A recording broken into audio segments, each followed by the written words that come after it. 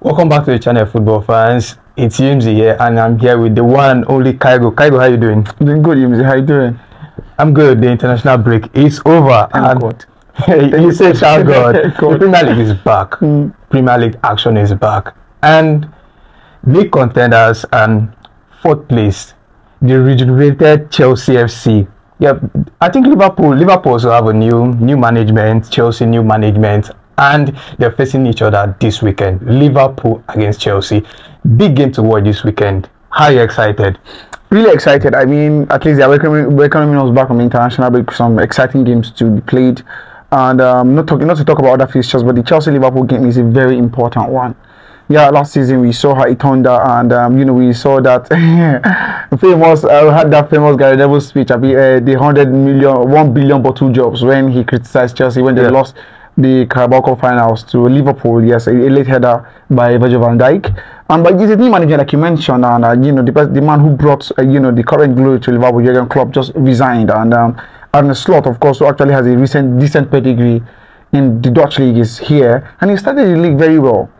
Just one loss, unfortunately, at home to a Nottingham Forest side. Chelsea played before the international break. Chelsea had to dig deep to get that equalizer, but unfortunately for Liverpool, they could not get that equalizer against Forest. They lost at home. We've seen games where Liverpool seem like the games are a bit drowsy or boring. Boom, they don't take advantage. They scored, and they build on that and maintain a momentum to lead. But I look at this Chelsea team, and I think Chelsea are capable of hurting Liverpool. Yeah, six games unbeaten in all competitions, if I'm correct. Yeah, and the problem for Maresca's team, for me, I feel it might be the defense, because Liverpool, their strength has always been in their attack, and Chelsea have always struggled to keep Liverpool at bay. How do you think Maresca is going to shape up the defense? And we know Fofana is going to be unavailable. Of course, he's suspended. Cucurella is also suspended. The defensive partnership, how do you think Maresca is going to look at it? And I think this is going to be a really good one, because for duels, Liverpool like to play long balls where you have to duel with the attacker to win these balls, and this is where Liverpool have actually had advantage. They know how to win these duels. They know how to get the second balls, and from there they can capitalize on it and not score a quick fire goal.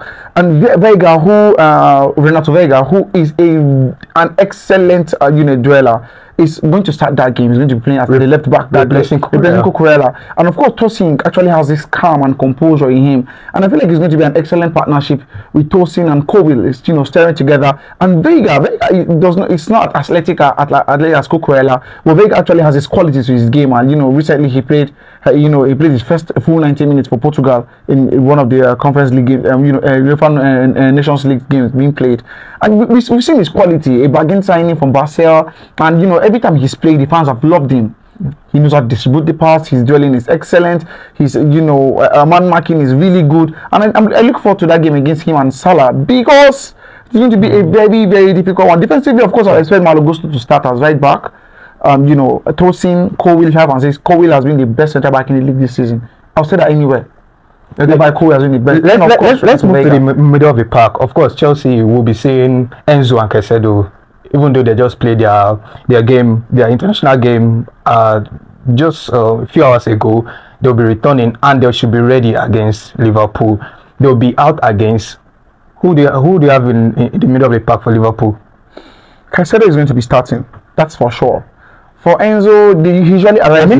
I mean for Liverpool, in the middle of the park. Middle of the park. You see, McAllister is injured, right? Yes, he's injured. McAllister is injured, and Elliot is. He has barely featured this season. Gravenberch has been an amazing player for them this season. Last season, the fans were not sure if that was a really nice move for him, but this season he has shown what he was capable of. He plays like Seedorf. Excellent sign, really good player he's been so far this season.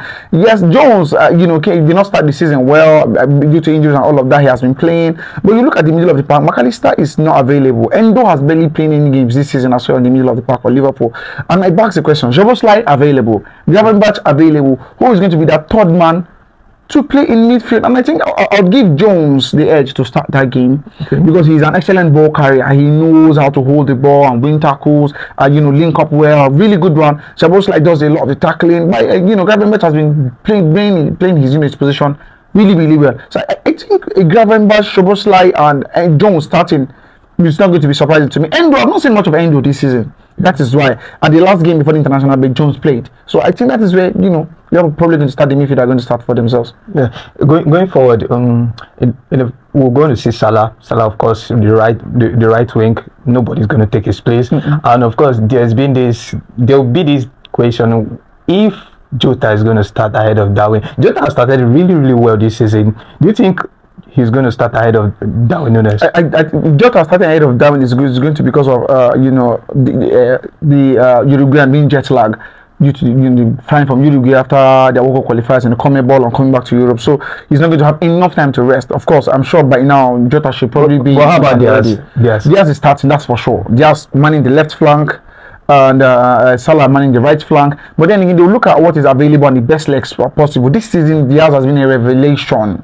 Before the season started, there were talks about him probably moving to Italy or somewhere. But the way the season started, he has been scoring really good goals, really, really important goals. In games, Salah does not score. Salah provides the assist. Diaz is getting those really vital goals. So Diaz is going to start. That is not questionable at all. And Chiesa, it seems like Chiesa is not seeing a bit of an injury as well. So we expect Salah, Jota, and Chiesa to start. So I think that is the line. That's the front three for sure that's going to start for Liverpool, pending maybe any prior injury just before that game. For Chelsea, in the attack, we've got, of course, Cole Palmer. Do you have any suggestions? Madueke has he's been so good this season, and obviously he's going to start. And Nkunku has been pushing to have a start in the Premier League also. Do you think maybe Maresca might give him a try? I look at them. Kupama is among the midfield three. He usually pairs with Caicedo, Enzo, and Kupama. The midfield three. While in attack, Madueke, Sancho, and Jackson will be starting. This is an attack that works. These guys bring different things to their game, and a lot of people criticize Madueke, and they have no idea how much of an excellent player that guy is. That guy is a world. No, I will not say world class. So he has the qualities of being a world class player. I would not deny that. He's world class because no. There are levels you get to before you get sustained as a world class player. You can be very good and not world class. Like I mentioned, Luis Diaz is very good, but he's not world class. He cannot be world class yet. So that level, but Madueke actually has the qualities. Madueke, like of course, before the international break, his dribbling efficiency is very, very good. He does not do unnecessary dribbles. He wants to get past you and go to that post and shoot. People question him a lot about, yes, his decision making is greedy and selfish, but we cannot have all our attackers passing the ball. Sancho would rather pass 10 times and shoot once. Jackson, excellent link up, and this season he has improved in his shooting. Really good one, shows that Enzo Maresca is doing a great job. But Madueke is that man, the gunman that shoots every time. And that is how a team functions. In the past, people always complain about Salah always shooting, not passing to Mane and the rest of them. Every team actually need to have that type of player. Mane, of course, instrumental plays for the team, all around his marking, his distribution, his link up is really good. Scores goals himself too. On his day, Firmino is something else. Falls back in, like links up well, helps them to score. Salah gets the most goals because he dares to shoot more. Madueke, yes, has not really improved in that, but we can see what he's capable of. He's a spark. So I expect Madueke to start anytime. Or regardless of who is going to be playing the left back against either Shimikas or Robertson, he's going to have a horrible day against Madueke. I'm telling you right now.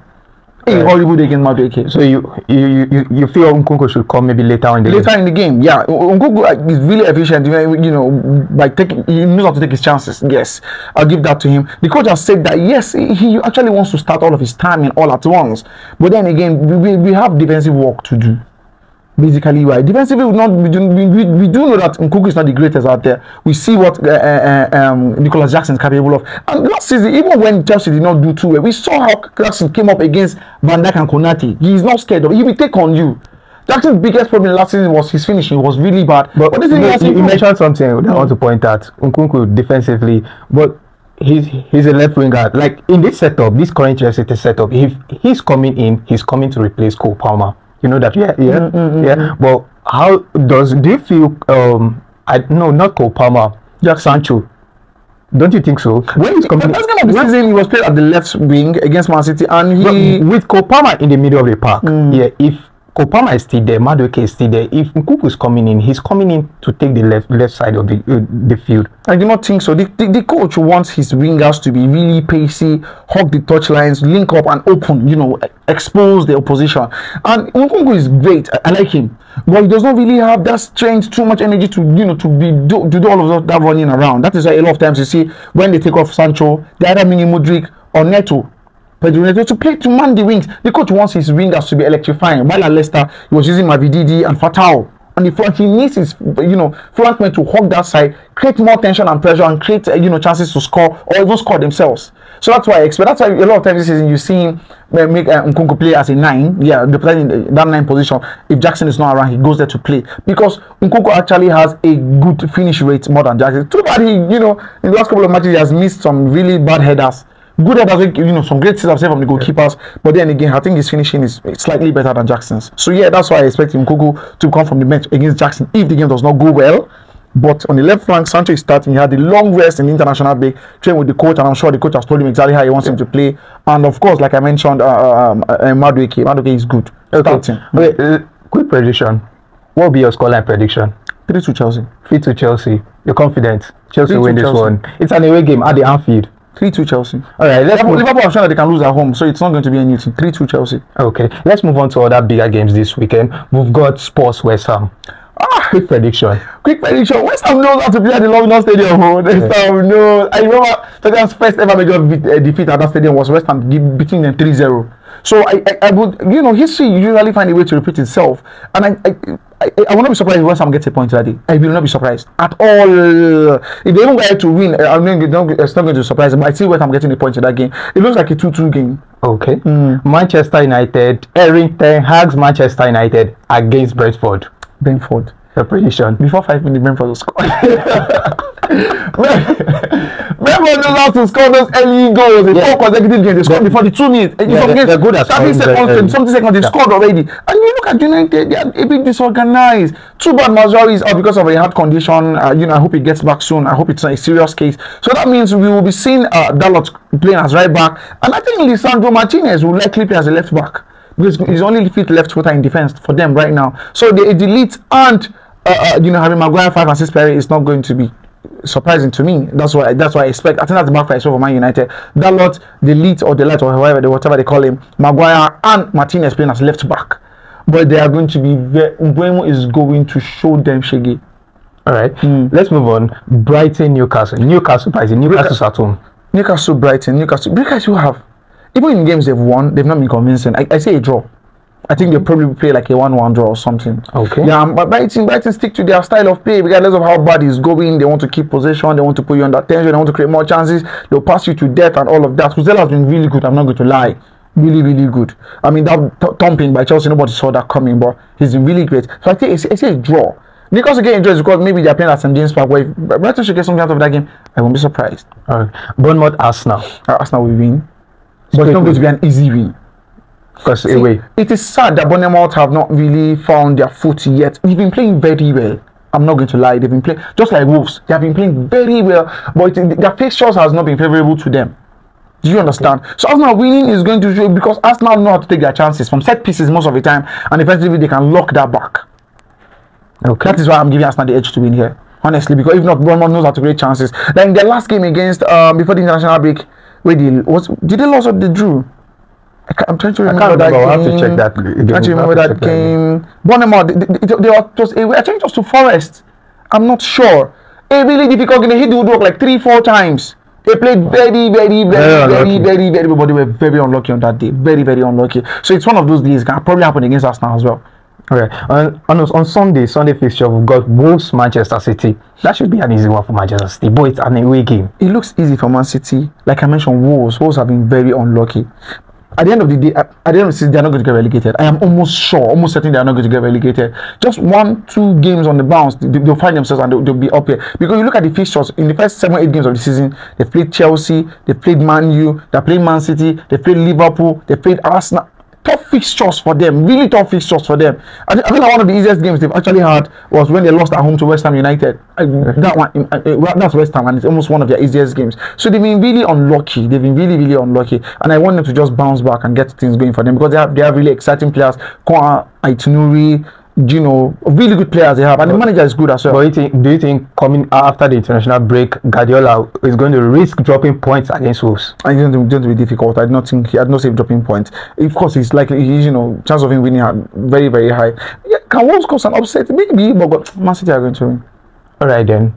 So guys, those are some of the games that we'll be looking out for. The international break is over. The Premier League action is back. Okay, drop your predictions in the comment section. Don't forget to like. If you're watching this channel for the first time, subscribe. I'm Yimzy and this is Kygo.